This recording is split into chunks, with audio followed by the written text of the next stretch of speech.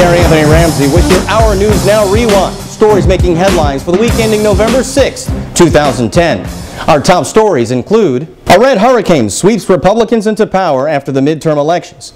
African Americans played a key role in the 2008 election, stayed home for the most part this time. A black Republican congressman is elected for the first time since 2003. In Tanzania, an election promise could threaten one of Africa's greatest natural treasures. And the Little Lion of Broadway loses her fight with leukemia. Our top story: the midterm elections bring the GOP and certain Tea Party favorites into Congress. The Republicans gain control of the House while the Democrats hold on to the Senate, but by a slim majority after losing 6 seats. The Red Storm swept 59 GOP candidates to victory, including the first African-American Republican to be elected to Congress since 2003.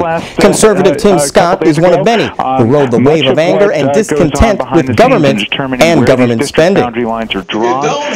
Really has a great influence on the choices that are presented to the public. I'm still sorry if you do not have it.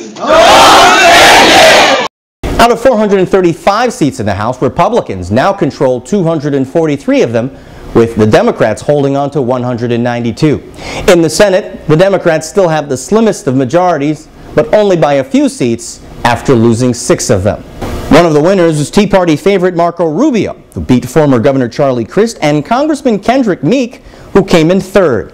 And with the departure of Illinois Senator Roland Burris, there will be no African Americans in the Senate. The president's former seat was won by Republican Mark Kirk. The president made his round-robin calls to some of the winners, including political nemesis John Boehner, who will become the new Speaker of the House. Overall, African Americans stayed home compared to 2 years ago. Only 10% of black voters participated in 2010 compared to 13% in 2008.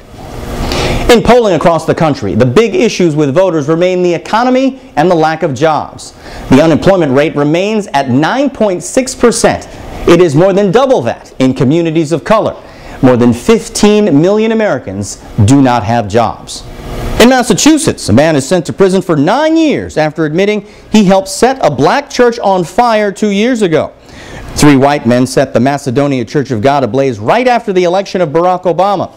23-year-old Benjamin Haskell pled guilty to civil rights charges in June. Among the other defendants, Thomas Gleason is awaiting sentencing after pleading guilty, and Michael Jacques is still waiting to stand trial. No one from the 300-member church was injured.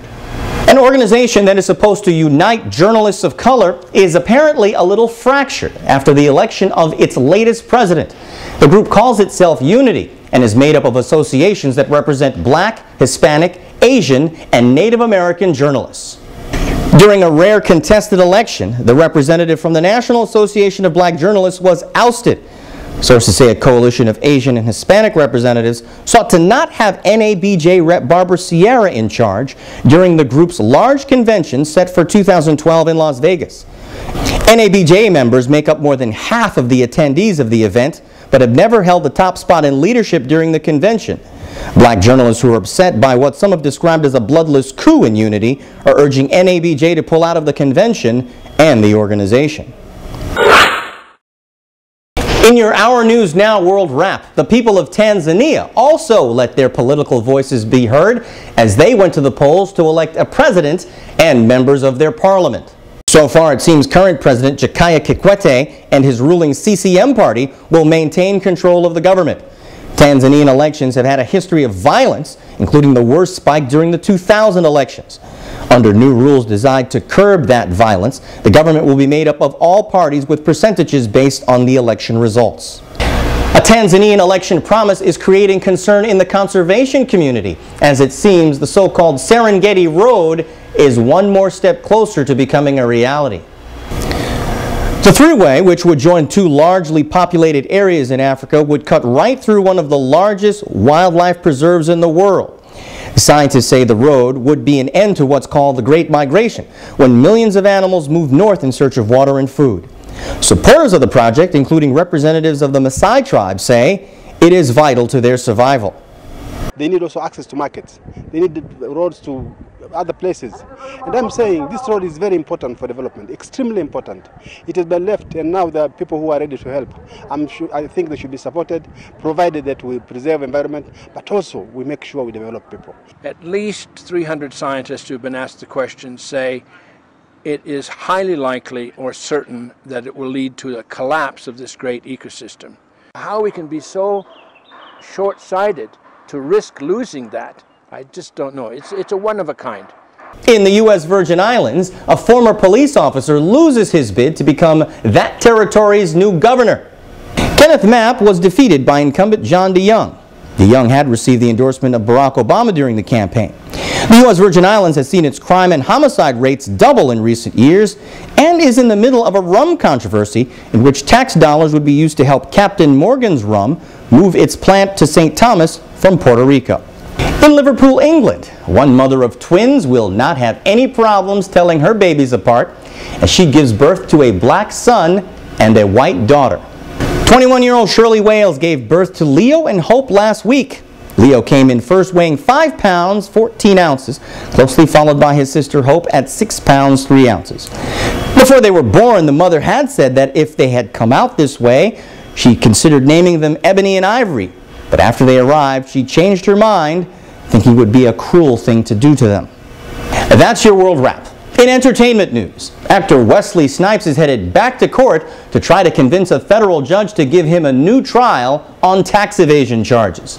The actor, who now lives in Florida, says that his first trial that led to the conviction for not paying taxes was flawed because the jury was biased. U.S. District Court Judge William Terrell Hodges will hear arguments on November 15th. Snipes argues that some jurors decided that he was guilty before hearing any evidence, and prosecutors hid damaging information about a key witness. Snipes faces 3 years in prison. He remains free on bail pending his appeal. And finally, she took Broadway by storm with her pint-sized but powerful performance in The Lion King a few years ago. But now the lights of Broadway have been dimmed after little Shannon Tavares loses her battle with leukemia. Tavares, who played the role of Nata, was looking for a bone marrow transplant match to help save her life, but her multi-ethnic background made it difficult. Her plight was championed by Alicia Keys, Rihanna, and 50 Cent, but in the end, a perfect match was not found in time. Of life.